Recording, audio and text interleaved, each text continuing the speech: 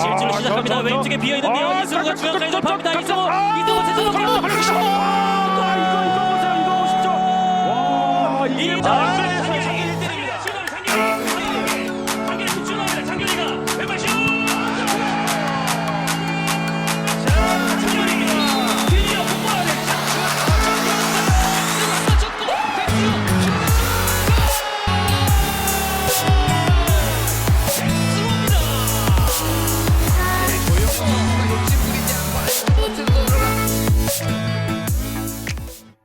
(1997년) 서울에서 태어난 백승호는 6살 때 재미로 축구를 시작했고 초등학교 2학년 때 이회택 축구 교실에 들어가 3학년 때부터 주전으로 뛰기 시작했다.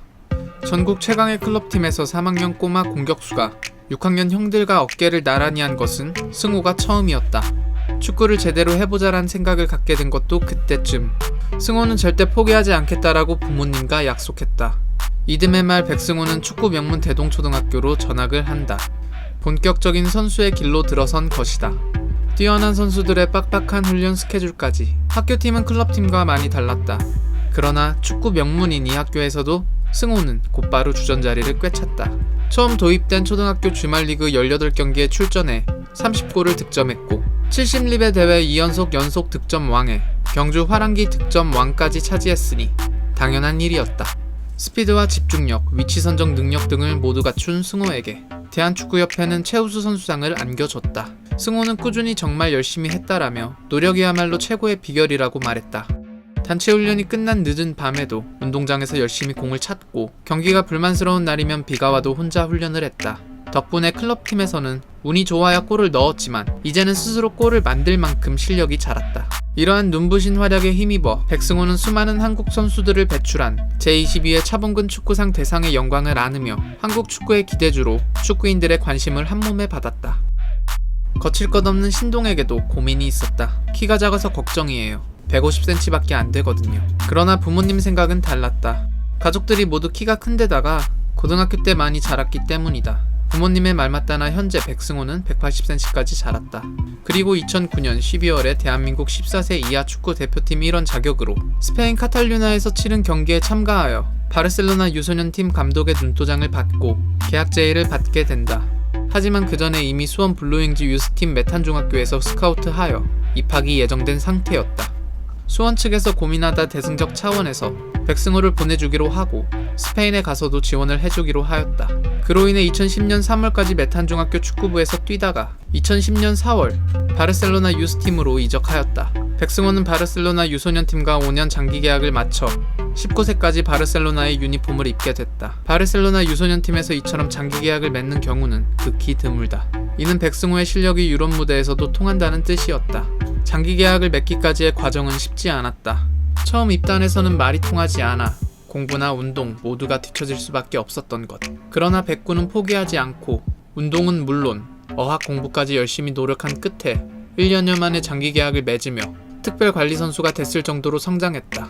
또 의사소통에 지장이 없을 만큼 에스파냐어를 구사하게 된다.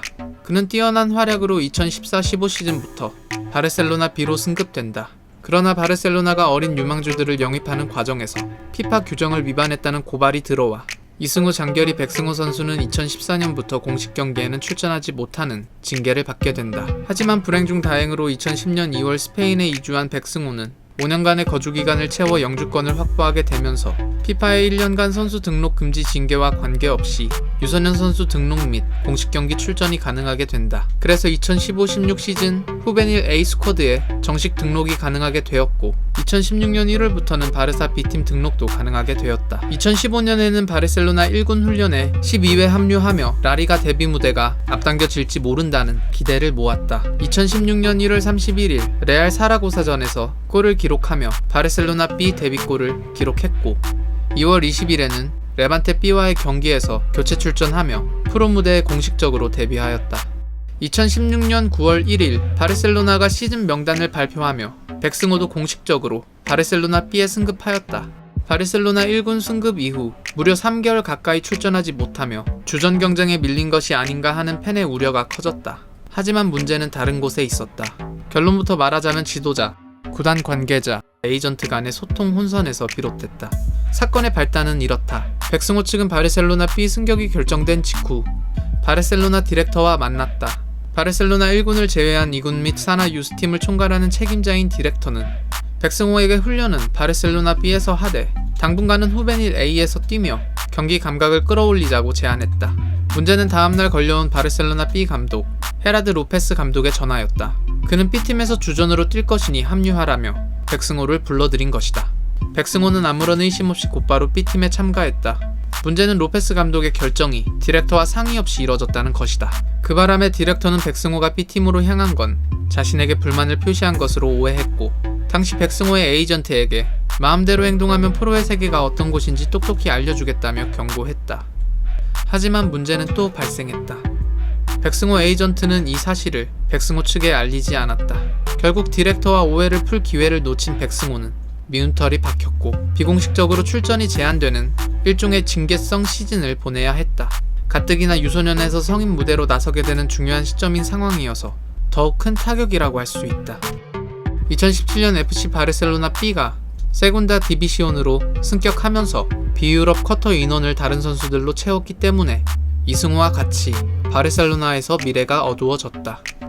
결국 비유럽 선수의 경쟁에서 밀려나서 출전 시간도 많이 줄어들었다. 결국 8월 21일 라리가 승격팀인 지로나 FC로 이적하였다. 1년간 2군팀 페랄라다 지로나 B로 임대된 후 2018-19 시즌부터 지로나 1군팀에 본격 합류한다는 조건이 붙여졌다. 발렌시아 B에서 데뷔한 이후 세바델과의 경기에서 프로 첫 데뷔골도 넣고 꾸준히 활약하였고 다음 시즌 지로나 FC가 비유럽 쿼터 한 장을 백승호에게 사용함으로써 사실상 1군 승격이 확정되었다. 18-19 시즌 1군으로 승격한 백승호는 레알 마드리드전과의 2라운드 경기의 교체 명단에 들며 기대감을 키웠다. 하지만 갑작스런 날벼락이 찾아왔다. 3라운드 비아레알전에서 1군 엔트리에서 빠지게 되었다. 엔트리에서 빠지게 된 이유는 바로 경기 직전 구단 측의 급작스러운 통보 때문이었다.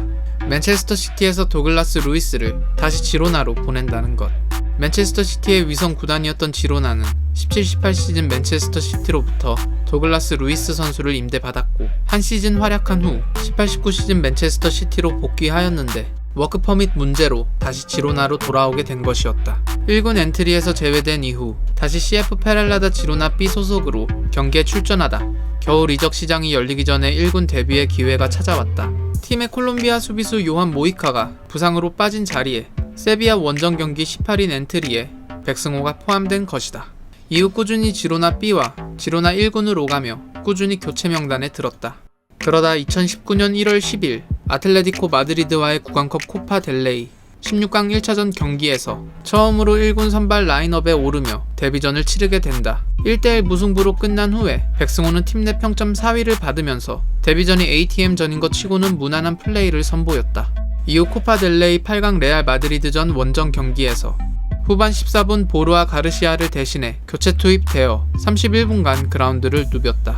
특히 종료 직전 레알 마드리드 수비수 3명을 상대로 번뜩이는 드리블로 탈압박을 선보였다. 그리고 리그 21라운드 유소년 시절 몸담았었던 바르셀로나를 상대로 85분 교체 투입되며 라리가 데뷔를 하게 되었다. 그렇게 1군에서 4경기 출전하였지만 아쉽게도 소속팀인 지로나는 2부 리그인 세군다 디비시온으로 강등되었다.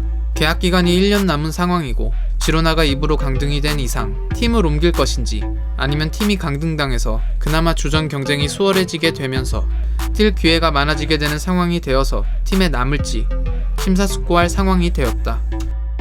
그는 이렇게 말한 적이 있다. 팬들이 믿어주는 선수, 은퇴할 때까지 응원받을 수 있는 선수가 되고 싶습니다. 그의 바람에 따라 유럽 무대에서 활약하여 팬들이 믿어주는 훌륭한 선수가 되기를 기원합니다.